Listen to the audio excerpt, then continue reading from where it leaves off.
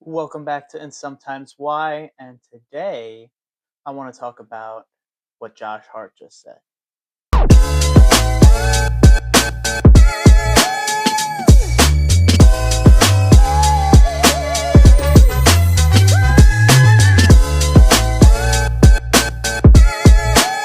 If you like that intro, don't forget to like and subscribe. I put a lot of work into that intro.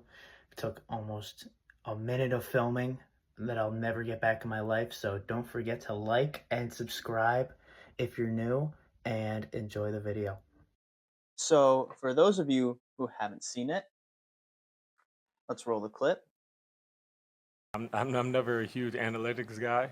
At a certain point, um, they're a lamppost to a drunk person. You can lean on them, but it won't get you home. So, um, at a certain point, you got to have a good feel for the game. Josh Hart says that he's not a big analytics guy. This is probably the only place where we differ. We both went to the same college. I like the Knicks a little bit, and we both are big Washington Commanders fans, but apparently we're different fans of analytics. But I do agree with what he said. He said analytics are like a lamppost to a drunk person. You can lean on it, but it can't take you home. And that sounds anti analytics, but it's really not. Because anyone who does analytics the way I do knows exactly what it can't do as well. What analytics can do is give you something to lean on, give you processes that work more times than not. Splitting aces. You can lean on splitting aces, but splitting aces won't take you home. What if you can't control what comes next? At a certain point, the players have to play. The ball is rolled out and the better team wins. You can have all of the analytics you want on who to acquire, how to structure your team, who to play, what's the best matchup. But at the end of the day, the shots have to go in. The ball has to bounce your way. You have to hustle. The players have to compete. And to a certain extent, I've heard players in the past talk about how they kind of block out analytics. It's too much information. And it makes sense. I heard Steven Adams talk about it one time. He said that coach is yelling in your ear, player is trying to communicate a switch to you at the same time, and you're not thinking about the fact that this guy shoots 45% on mid ranges when he goes to his left. It's too much information for a human being to process. So I understand why analytics is sometimes viewed that way. But what I don't get is why analytics and traditional playing and competing are always pitted against each other. Because I think they agree a lot more than it's portrayed. What I mean by that is a lot of common sense things like take good shots, don't take bad shots. Analytics and tradition agree on that. Like getting to the free throw line. Free throws are easy shots. Analytics and tradition both agree on that. You have to out rebound the other team in order to win. You have to win the turnover battle.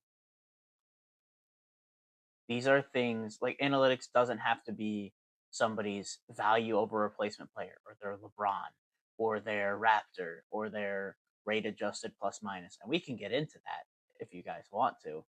There's a time and a place for that, but it is not when the ball is rolled out and the players have to play.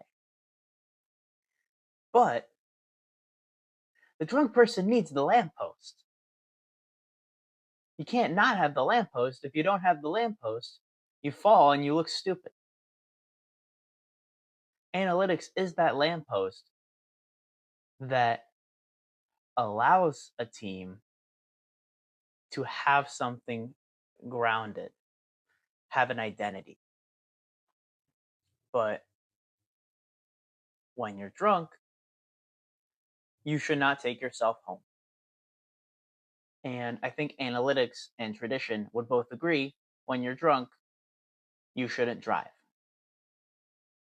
Common sense things like that are where people like to pit analytics and tradition against each other. Analytics means you want to take all these threes. Not really. It's just who's taking the threes and what shots are being replaced by them. I forget if I talked about this, but you can look over the past 20 years and the amount of layups, the amount of shots in the paint a team is taking have not changed really at all. If you look at the distribution of shots over the past 20 years, the only thing that has really changed is more long mid ranges have become threes. The amount of jump shots has stayed relatively the same. So the notion that the NBA is a much more jump shot happy league because of analytics is not true. Jump shots are about the same. So analytics, the only thing it did was say, let's move back a little bit.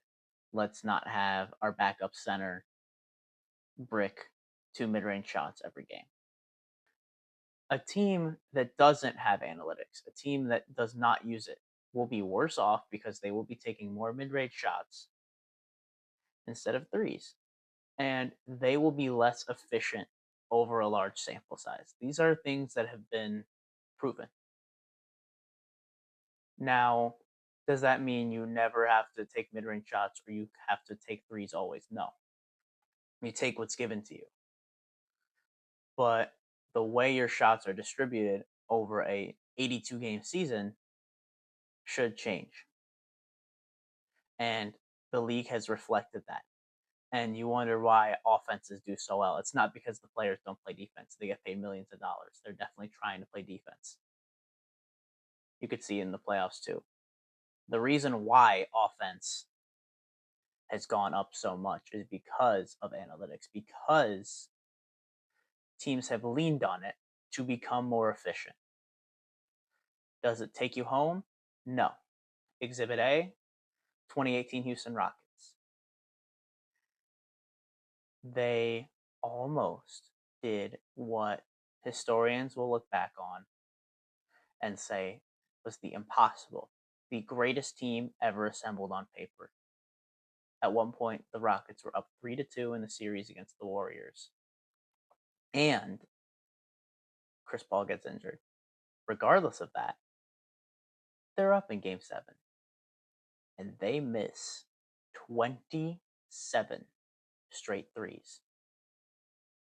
If you've been around watching the NBA the past 10 years, you probably have already heard that story. I'm pretty sure they only lost the game by 9. Somebody could fact check me on that. But let's say they still have a horrible shooting night and 4 of those go in. I know butterfly effect probably changes things, but that's 12 more points if they shoot 4 for 27 instead of 0 for 27. They lived and they died by the 3, and they died. It didn't take them home. The shots still have to go in. Does that mean that the Rockets shouldn't have done that?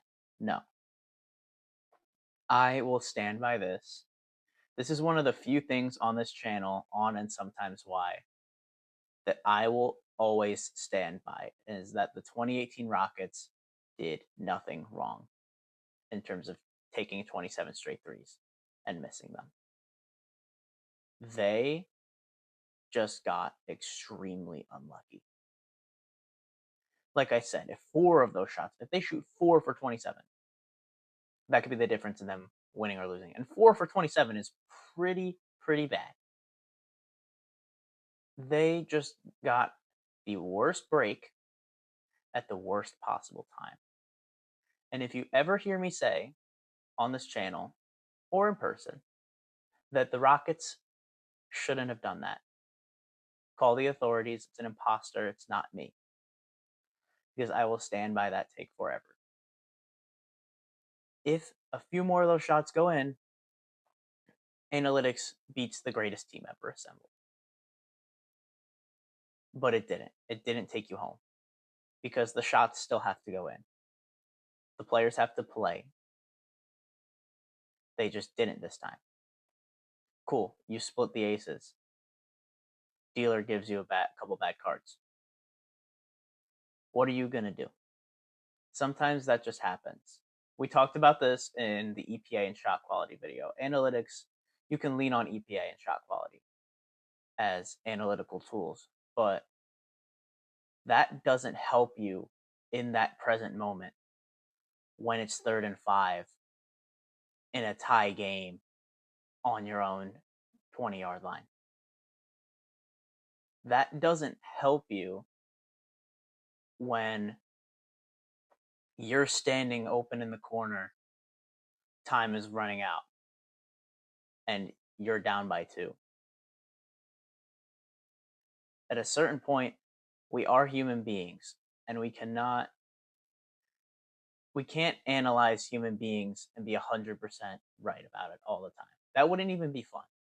That's why sports are fun. That's what the whole experience is about, is that we're not right 100% of the time. We never will be. There is no statistical model, ever, none, that will ever be right 100% of the time. If it is, you probably did something wrong and you should check your code.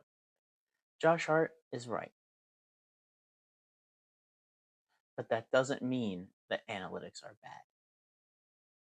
That doesn't mean that analytics have no place. And I think, Josh, if you ever see this, first off, go Commanders. Second off, go Cats.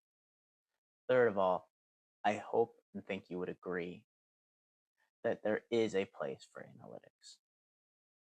It's just not when you're standing open in the corner, because the Cavs like to leave you open. You made them pay last game. But that doesn't mean that analytics don't have a place.